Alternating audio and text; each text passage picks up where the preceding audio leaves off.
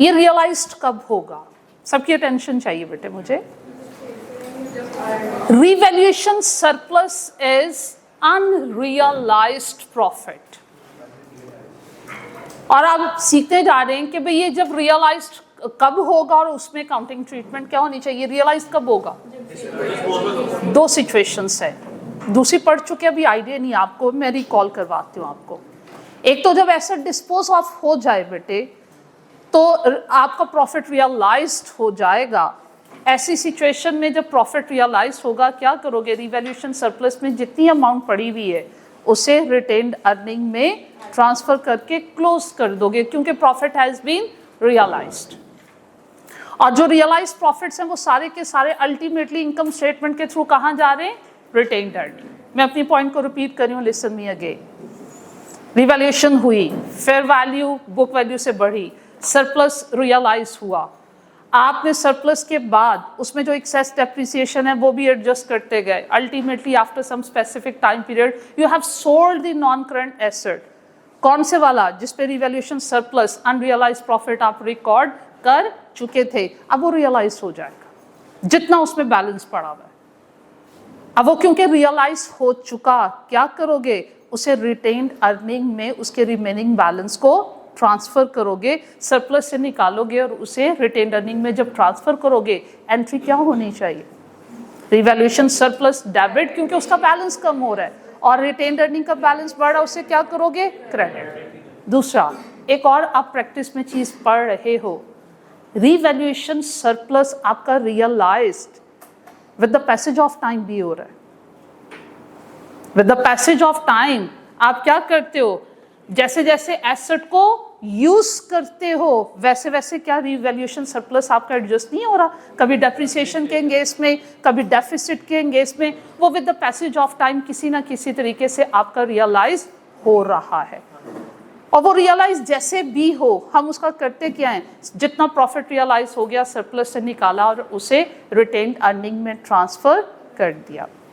Maximum यही points हैं बेटे, हम प्रैक्टिस कर चुके, पढ़ चुके। अब वो डिफरेंट एंगल से उनकी प्रैक्टिस करवाएगा। थोड़े से आपके क्वेश्चंस डिटेल्ड होंगे, कॉम्प्रिहेंसिव्स होंगे, तो उसमें आपने परेशान नहीं होना है। तो पढ़ते हैं जनाब। मैं कोशिश करूंगी कि मैक्सिमम प्रैक्टिस आपके एंड पे नहीं छोड़ूं, मैं ही करवा दूं, ठीक है? तो चलिए भाई कुछ क्वेश्चन सिलेक्ट करते हैं। आज एटलीस्ट 3 क्वेश्चंस तो मस्ट करेंगे, ठीक है?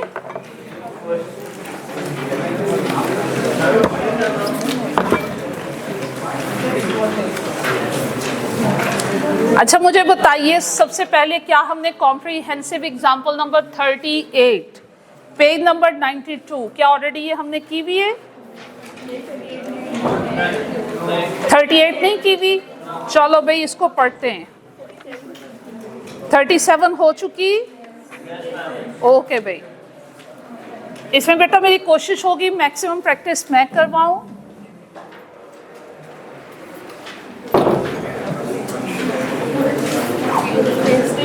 अलग-अलग टॉपिक्स के नाम से अभी डिस्क्लोजर नोट्स रहता है, इस चैप्टर का 20% रहता है वो डिस्क्लोजर नोट, वो बहुत आसान है। जब करेंगे आप कहोगे ये तो उससे भी ज़्यादा आसान था। चलें बेटे, silent please. Requirement is what? आपकी कॉपरेशन चाहिए in the light of the requirements of the international financial reporting standard, prepare accounting entries from the above information for the year ended 31st December 2014, including correcting entries as on 31st December 2013. 2013 और 14 दोनों की entries pass करनी है, और इसमें non current assets 2 दिए हुए हैं। बेसिक तो एक ही है, बिल्डिंग है, factory building and office building. On 31st December 2013, Omega Chemical Limited changed its valuation model from cost to revaluation for its building. Following information pertains to its building as at 31st December 2013 की बेटे आपको information दी गई है। क्या क्या information है? Estimated useful life as originally estimated, and prior to revaluation से पहले आपको फैक्ट्री बिल्डिंग की कॉस्ट भी गिवन है, ऑफिस बिल्डिंग की भी, और इनकी एक्यूमुलेटेड डेप्रिसिएशन भी गिवन है। और भाई वो 31 दिसंबर 2013 में रीवैल्यूड होकर फैक्ट्री बिल्डिंग आ चुकी 52 पे और ऑफिस बिल्डिंग आ चुकी 149.94 पे। अच्छा, अब यहाँ पे देखो, एज वी नो कि बेटे जब रिवैल्यूएशन होती है हम क्या करते हैं, पहले जो उसकी प्रीवियस एक्यूमुलेटेड डेप्रिसिएशन होती है उसको कैंसिल कर देते हैं, और रिवैल्यूएशन के बाद नया डेप्रिसिएशन का एक्सपेंस कैसे कैलकुलेट करना सीखा, revalued amount divided by remaining life. अब बेटे रिमेनिंग लाइफ कैसे फाइंड आउट की जा सकती है, प्रीवियस क्वेश्चंस में गिवन थी या इजीली दिख रही थी, टोटल लाइफ दे दी। अगर हमें ये आइडिया हो जाए कि अब तक एसेट्स को कितने इयर्स यूज किया जा चुका है, वो हम माइनस करेंगे, क्या हमारे पास रिमेनिंग लाइफ आएगी? ओके। अच्छा, अब ये कैसे अंदाजा लगाया जाए कि एसेट को हमने कितने इयर्स यूज कर लिया, वही अंदाजा होगा बेटे फ्रॉम एक्यूमुलेटेड डेप्रिसिएशन। लेकिन एक्यूमुलेटेड सिर्फ डेप्रिसिएशन की अमाउंट ही नहीं चाहिए, मुझे ये भी इंफॉर्मेशन चाहिए कि मेथड कौन सा यूज किए, स्ट्रेट लाइन या फिर रिड्यूसिंग। अब रिड्यूसिंग बैलेंस मेथड में इफ यू रिमेंबर कि लाइफ या कॉस्ट या बुक वैल्यू हमने कैसे फाइंड आउट करनी है, स्ट्रेट लाइन में भी आइडिया है। आइए पढ़ते हैं, ये बाकी इंफॉर्मेशन का डाटा यहाँ से लेते हैं, अदरवाइज हम ये आगे वर्किंग नहीं कर सकते। कहते हैं जो एक्यूमुलेटेड डेप्रिसिएशन के साथ इस टैरिफ का साइन दिया हुआ, वो कह रहा है कि हमने 2013 का डेप्रिसिएशन का एक्सपेंस कैलकुलेट करके इसमें इंक्लूड कर दिया हुआ है। As per the report of the professional valuer, there was no change in the estimated useful life of the building. OCL recorded revaluation effect for the office building on 31st December 2013 as per the valuation report. However, no valuation effect was incorporated for the factory building as the change in their value was considered to be temporary by OCL. 1 July 2014 date underline कीजिए, हमारा business का year and हो रहा था 31 दिसंबर 2013। During the year revaluation हुई है, एक revaluation हुई है 31 दिसंबर 2013, फिर ये अच्छा नहीं कोई और ट्रांजैक्शन हुए। On 1 July 2014 one of the office building was sold for 30 million. One of, इसका मतलब ज्यादा है, उनमें से एक बेची है। was sold for 30 million on 31st December 2013, written down value before revaluation and revalued amount of the sold building amounted is, भाई जो आप एक बिल्डिंग बेचे हो और जब बेचे हो तब की नहीं, 31 दिसंबर 6 months बिफोर उसकी नेट बुक वैल्यू 27.72 मिलियन और 6 months बिफोर उसकी जो रिवैल्यूड अमाउंट थी 1.92 मिलियन है। ये स्टेटमेंट क्लियर रहेगी, ये 6 months बिफोर की इंफॉर्मेशन है, लेकिन एसेट आपका सेल हो रहा है 30 मिलियन में after 6 months on 1 July 2014। Data properly understand करके एब्जॉर्ब करना है, इजी हो जाता है सॉल्व करना। आगे बढ़ते हैं। On 31 December 2014 factory building was revalued. पहले 31 दिसंबर 2013 में रीवैल्यूड हुई है फैक्ट्री बिल्डिंग, फिर नेक्स्ट ईयर में जाके बेटे वो 31 दिसंबर 2014 में रीवैल्यूड हुई है, और अब के बाद कितने में रीवैल्यूड हुई है? 64 million. Whereas there was no change in the value of office building. Okay, bhai. OCL used a straight line method of depreciation which is charged from the date of the asset available for use up to the date of disposal, और evaluation के लिए तो हमेशा ही replacement value method ही हुआ करता है। देखो बेटा, चलिए वन बाय वन एक एक करके हम जो है वो सॉल्व करते हैं। फैक्ट्री बिल्डिंग वर्किंग मैं करवाती हूँ, एंट्रीज वगैरह आप खुद पास कर लीजिएगा। व्हाइट बोर्ड पे फोकस वैल्यूज मुझे लिखवाइएगा। फैक्ट्री बिल्डिंग बताइएगा कॉस्ट कितनी गिवन है? 100 मिलियन। आपने नोट नहीं करना, बस मुझे इंफॉर्मेशन नोट करवाओ, पार्टिसिपेशन करो। एक्यूमुलेटेड डेप्रिसिएशन कितनी? 37.50। ओके भाई, लाइफ कितनी गिवन है? 20 इयर्स। और मेथड कौन सा गिवन है? स्ट्रेट लाइन मेथड में डेप्रिसिएशन ईच ईयर सेम होती है। तो अगर इन्होंने स्ट्रेट लाइन मेथड को यूज किया होगा 20 इयर्स की बेस पे डेप्रिसिएशन एक्सपेंस पर एनम कितना होना चाहिए? 100 डिवाइडेड बाय 20, ओके जी, ₹5 आपके पास होना चाहिए मिलियन पर एनम। अब मुझे बताओ, आपके पास जितना भी एसेट जितने ईयर्स भी यूज हो चुका हुआ है उसकी टोटल एक्यूमुलेटेड डेप्रिसिएशन भी आपके पास 37.5 मिलियन और डेप्रिसिएशन का एक्सपेंस पर एनम भी आपके पास 5 million. Can you guess the life कि how many years you have used the asset? वो कैसे फाइंड आउट करेंगे? ओके भाई, एसेट यूज्ड कितने ईयर्स यूज हुआ है? Cumulated depreciation divided by depreciation expense 7.5 years वो यूज हो चुका। रिमेनिंग लाइफ टोटल लाइफ थी 20 माइनस 7.5, रिमेनिंग लाइफ इज 12.5। यहां तक ओके? आगे बढ़ते हैं। अच्छा भाई, अब मुझे बताइए ये कब रिवैल्यूड हो रहा है? ये रिवैल्यूएट कब हुआ? 31 दिसंबर 2014। अच्छा, 13 में भी हुआ, ये 14 में भी कोई हुआ था। अच्छा भाई, आगे बढ़ते हैं।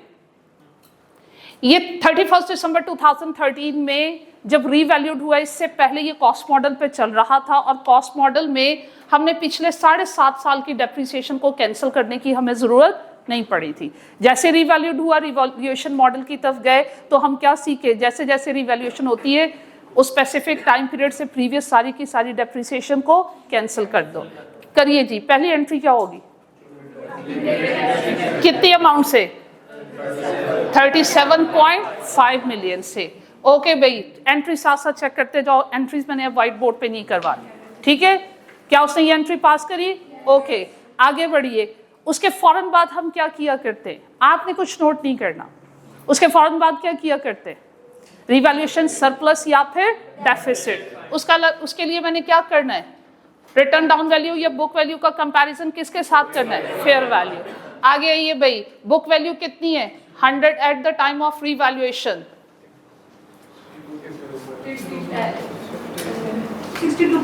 62.5 उसकी बुक वैल्यू, और वो फेयर वैल्यू कितने पे रिवैल्यूड हो रहा है? चेक कर लिए? 52 पे। इसका मतलब क्या है? डेफिसिट कितने का है? 10.5 का डेफिसिट। जल्दी से डेफिसिट को रिकॉर्ड कीजिए। डेफिसिट को डेबिट करोगे और मतलब किसी भी नाम से loss on revaluation deficit debit कीजिए और क्रेडिट किसको करोगे? एसेट को। कितनी अमाउंट से? 10.5 से। चेक कीजिए, मिल गई। ऐसे हम कम टाइम में ज्यादा क्वेश्चंस कर पाएंगे, ठीक है? और जो क्लास में प्रैक्टिस करूंगी बेटे, वो सारे क्वेश्चंस आपकी, साइलेंट प्लीज पार्टिसिपेट कीजिएगा, वो सारे के सारे क्वेश्चंस आपकी होम असाइनमेंट होंगी, फिर आपने उनको घर जाके रिपीट करना। आगे बढ़िए। फिर उसके बाद क्या हुआ? नेक्स्ट ईयर ये फिर रिवैल्यूड हुई। चेक कर लो, ये फैक्ट्री बिल्डिंग है, सेल भी हुआ था कुछ, वो मेरा ख्याल है ऑफिस बिल्डिंग थी। चलो भाई, ये कब रिवैल्यूड हुआ? 31 दिसंबर 2014। क्या करेंगे? डेप्रिसिएशन कितनी अब कैंसिल करनी है आपने? इस ईयर का डेप्रिसिएशन एक्सपेंस कैसे फाइंड आउट करोगे? Tell me. New depreciation expense, how to calculate? 52 divided by remaining life, and the remaining life is 12.5. Tell me. 4.16. Depreciation का एक्सपेंस रिकॉर्ड कैसे करोगे? Depreciation expense debit accumulated credit. Check कर लीजिए। Okay हो गया? एक और काम करना होता है हमें। हाँ, डेप्रिसिएशन का डिफरेंस। फिर आपस में डिस्कशन बेटा छोड़ दें, इधर फोकस करें, थोड़ा स्पीड अप होना है अब हमें। जी बेटे, अब नेक्स्ट क्या करना है? डेफिसिट है या सरप्लस? हमें डेप्रिसिएशन जब नया कैलकुलेट कर लिया उसका डिफरेंस। हाँ जी, डिफरेंस कैसे फाइंड आउट करें? Difference of depreciation expense. अगर ये रिवैल्यूएशन नहीं होती तो पर एनम डेप्रिसिएशन का एक्सपेंस कितना था? 5। आफ्टर रिवैल्यूएशन ये किस पे आ गया? 4.16। कितने का डिक्रीज है भाई? 0.84। डेफिसिट में से माइनस कर दें, जो डिफरेंस है -0.84, आपके डेफिसिट में at the end of next year कितना रह जाएगा? 9.66। इसके अलावा कोई और वर्किंग ऐसे ही सीखे हो? आगे बढ़े, चलो भाई नेक्स्ट ईयर में आओ। क्या करेंगे? सबसे पहले बुक वैल्यू कैसे कैलकुलेट करना है? व्हाइट बोर्ड की तरफ फोकस। फेयर वैल्यू, जो लास्ट ईयर की बुक वैल्यू फेयर वैल्यू होती है वही नेक्स्ट ईयर के लिए बेस बन जाती है। 52 माइनस कुछ करूं, कितनी? 16 कितनी? 47.84। ये सब समझो यहाँ पे। आगे बढ़िए, किसके साथ कंपैरिजन? फेयर वैल्यू इज 64, 16.16 आपके पास क्या आ रहा है? सरप्लस। ठीक है, सरप्लस को कैसे रिकॉर्ड करें? ऐसा कर लें, एसेट टू सरप्लस, बस कहानी खत्म? नहीं, शाबाश, डेफिसिट के साथ एडजस्ट। 16.16 में से 9.6 किसके साथ एडजस्ट हो जाएगा? डेफिसिट के साथ। और रिमेनिंग ओसीआई में कितना जाएगा? 6.5। ऐसे इंडिविजुअली वर्किंग करें, इजी हो रहा है। Just note the working. Question की कंप्लीट क्वेश्चन आपकी होम असाइनमेंट। अब ऐसे मिलके हम नेक्स्ट एसेट को सॉल्व करते हैं।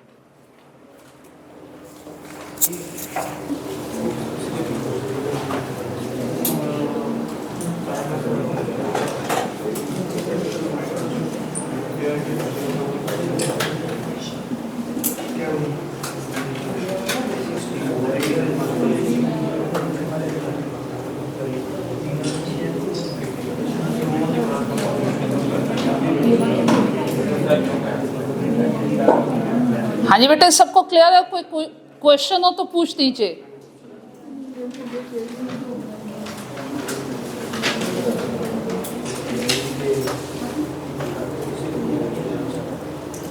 चलें जी, दूसरे नॉन करंट एसेट की तरफ मूव करें। चलें भाई,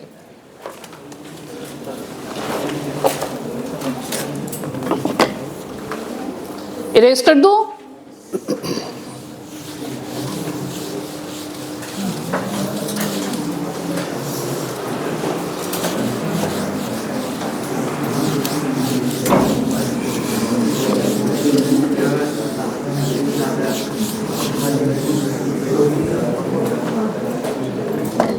जी, सेकेंड नॉन करंट एसेट का नाम क्या है? Office building.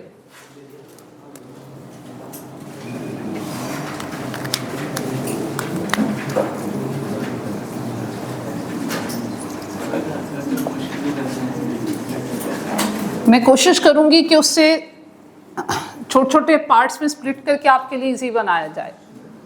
ऑफिस बिल्डिंग से रेलिवेंट भी मेरा ख्याल है यही इंफॉर्मेशन बेटे आपके पास प्रेजेंट है। कॉस्ट है, एक्यूमुलेटेड डेप्रिसिएशन है, उसकी बेस पे हम नेट बुक वैल्यू कैलकुलेट कर लेंगे और फिर उसकी फेयर वैल्यू भी गिवन है। बताइएगा कॉस्ट कितनी गिवन है? 160। Accumulated depreciation 6.26.32। Net book value कितनी हुई? ओके बेटा, फेयर वैल्यू ये कब की है? अब ये डाटा में यूं क्यों लिखे? कहते हैं एक वन ऑफ, इसका मतलब है कि आपके पास बहुत सारी ऑफिस बिल्डिंग्स हैं, उनमें से आपने जो एक सेल कर दी हुई है उससे रेलिवेंट उसने इंफॉर्मेशन सेग्रीगेट कर दी। ऐसा है? बल्कि एक काम कीजिए, पहले इसमें भी उसने कहा स्ट्रेट लाइन मेथड है। लाइफ कितनी की दी हुई है? 25 इयर्स। तो मुझे बताइए अब तक ये एसेट कितने इयर्स यूज हो चुका? कैसे कैलकुलेट करोगे? Accumulated depreciation debit divided by depreciation expense per annum.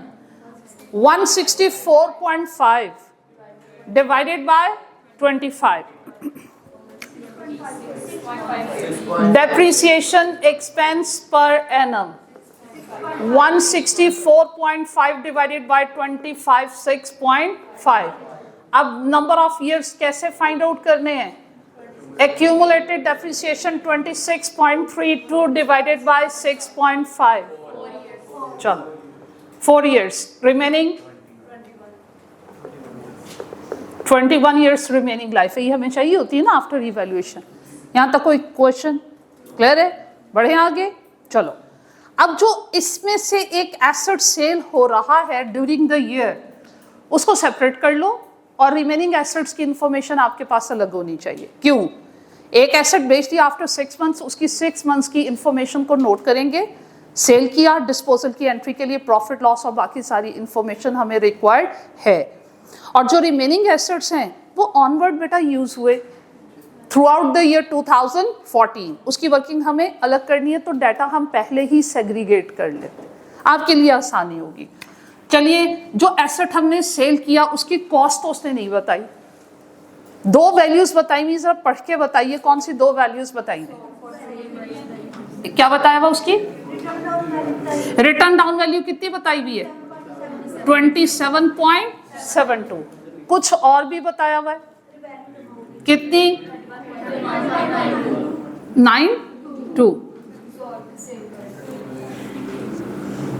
अच्छा भाई, जस्ट ये गिवन है। अब जी सेल प्राइस अभी देख, वो प्रॉफिट लॉस की कैलकुलेशन में यूज करेंगे, लेकिन जो एसेट आपने डिस्पोज ऑफ किया 31 दिसंबर को, उसकी बुक वैल्यू आपको गिवन है और उसकी क्या गिवन है? फेयर वैल्यू गिवन है। अच्छा, अब इतनी सी इंफॉर्मेशन से हम कैसे अंदाजा लगाएं कि इसकी कॉस्ट क्या थी, इसकी एक्यूमुलेटेड डेप्रिसिएशन क्या थी? जब तक मेरे पास ये इंफॉर्मेशन नहीं होगी तो प्रॉफिट, वो डिस्पोजल तो हमारे पास आ जाएगा इजीली कि उस पर प्रॉफिट हुआ या लॉस हुआ, बट अगर मैं एक्स्ट्रा रिक्वायरमेंट आपके पास ऐड करूं कि बताओ उसकी एक्यूमुलेटेड डेप्रिसिएशन कितनी थी, कॉस्ट कितनी थी, कैसे कैलकुलेट करोगे? कॉस्ट कैसे कैलकुलेट हो सकता है? अच्छा मुझे बताओ, ये बुक वैल्यू टीचर ने क्या गाइड किया था? बुक वैल्यू क्या होती है? नहीं, ये तो उसका फॉर्मूला हो गया, cost minus accumulated depreciation. Accumulated depreciation non current asset की कॉस्ट का वो पोर्शन जिससे बेनिफिट हम ले चुके हैं, और नेट बुक वैल्यू वो वैल्यू होती है जिससे इन फ्यूचर मुझे बेनिफिट लेना है। इसकी बुक वैल्यू है, ये बेनिफिट मुझे कितने ईयर्स लेना है। ये बेनिफिट अगर ये सेल ना होता तो मैंने कितने ईयर्स ये बेनिफिट लेना था? 21 ईयर। कितने ईयर्स का बेनिफिट लिया जा चुका? तो जो वैल्यू हो उसको उसी की वेटेज से डिवाइड कर दो, जो फाइंड आउट करना है उसकी वेटेज से मल्टीप्लाई। कैलकुलेटर पकड़िए, 27.72 divided by 21 multiply by directly 25 कर दो, कॉस्ट आ जाए। दोबारा देखो,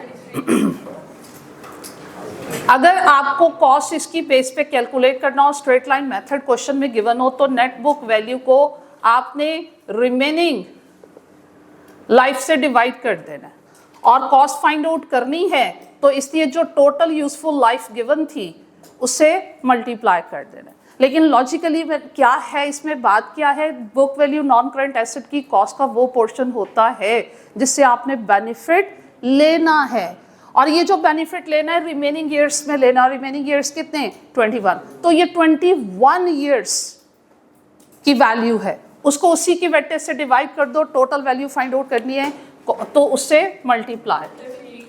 27.72 ओवर 21 इंटू 25 कितना आया? 33। अच्छा भाई, अब उसकी एक्यूमुलेटेड डेप्रिसिएशन कितनी हुई? Cost minus net book value कर दो,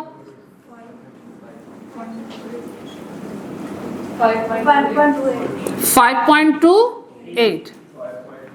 ओके भाई, हमने टोटल एसेट्स में से वो एसेट जो सेल कर दिया उसकी वैल्यूज को अलग कर दिया, तो जो रिमेनिंग एसेट्स मेरे पास रह गए उनकी वैल्यूज आ जाएंगी आपके पास, वो अलग कर लें। चलो भाई, 164.3 माइनस 33 130। ओके, फिर 31.04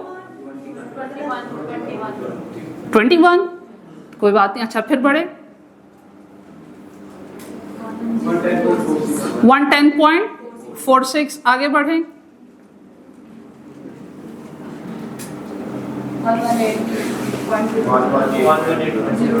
02। चलो यहाँ तक बात फॉलो की सबने, छोड़ दें फिर से कॉपी पेंसिल सब कुछ। एसेट डिस्पोज ऑफ कितने में हुआ? 30 में। उसकी बुक वैल्यू कितनी है? उसकी बुक वैल्यू है जो एसेट सेल किया 27.772 है ना? यस। जब भी प्रॉफिट लॉस फाइंड आउट करते हैं, मैंने आपसे डिस्कस क्या किया कि नो डाउट हमने बुक वैल्यू का सेल प्राइस के साथ कंपैरिजन करना है, लेकिन बुक वैल्यू किस पॉइंट की लेनी है? At the time of sale. ये एसेट कब सेल हुआ? ये एसेट आपका सेल हो रहा है बेटा जी 1 जुलाई 2014, लेकिन आपके पास बुक वैल्यू कब की है? तो क्या करें? उसका मजीद 6 मंथ्स का एक्सपेंस फाइंड आउट करें, माइनस करें डेप्रिसिएशन का एक्सपेंस, आपके पास बुक वैल्यू आ जाएगी एट 1 जुलाई 2014। तो मेरे पास है भाई book value 31 December 2013 and that is 27.72 minus depreciation expense for 6 months. अब देखो मेरे पास इंफॉर्मेशन कंप्लीट है तो कितना इजीली हम फाइंड आउट कर सकते हैं। कॉस्ट कितनी? 33 डिवाइडेड बाय लाइफ इसकी टोटल कितनी थी इन एसेट्स की?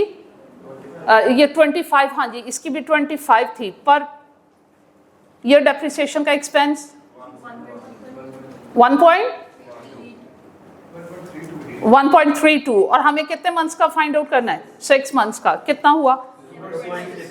0.66। ऐसे ही है। तो बेटा जी आपके पास बुक वैल्यू एट 1 जुलाई 2014 कितनी आ रही है?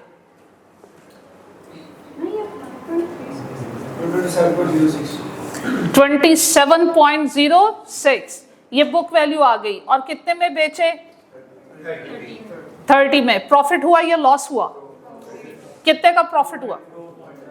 2.94 का आपके पास क्या हो रहा है? प्रॉफिट। ऐसी है। अब डिस्पोजल की जल्दी से मेरा बेटा एंट्री पास करवाओ मुझे। डेबिट किसको करूं? बल्कि इधर नहीं कर रहे, बताओ मुझे डेबिट किसको करूं? बैंक को। कितनी अमाउंट से? 30 की अमाउंट से। और किसको डेबिट करना है? कितनी अमाउंट से? बुक का सॉल्यूशन नहीं देखें, खुद ये यूज करें। देखो at the time of sale अब तक जितनी डेप्रिसिएशन एक्यूमुलेट हो चुकी है, कितनी हो चुकी है? 5.28 प्लस 0.66।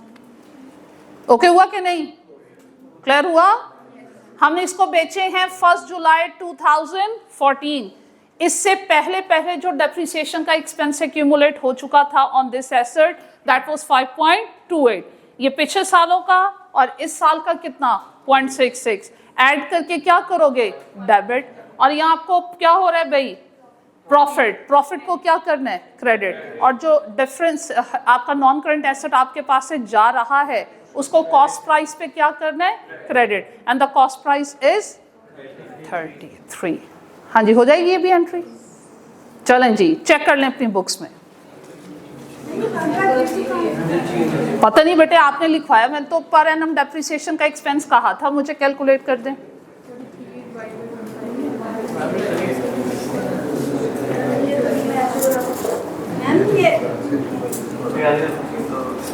अच्छा रुके एक छोटी सी मिस्टेक कर गए। Listen me. अच्छा एक छोटी सी मिस्टेक कर गए बेटे। मिस्टेक वाज ये भी रीवैल्यूड हुआ है। आपका जो एसेट सेल हो रहा है ये बिफोर सेलिंग ये क्या हुआ है? रीवैल्यूड। थोड़ी सी मिस्टेक हो गई तो देखें इसकी करेक्शन करते हैं अभी।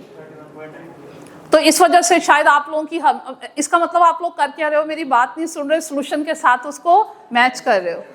हाँ जी चलें व्हाइट बोर्ड की तरफ, अदरवाइज आपकी अटेंशन भी यहाँ आती। ये देखो जो एसेट हम सेल कर रहे हैं उसकी रीवैल्यूड अमाउंट भी गिवन थी क्वेश्चन में। इसका मतलब है वो बिफोर सेलिंग रीवैल्यूड हो चुका है, ठीक है। अब अगर वो बिफोर रिवैल्यूएशन रीवैल्यूड हो चुका है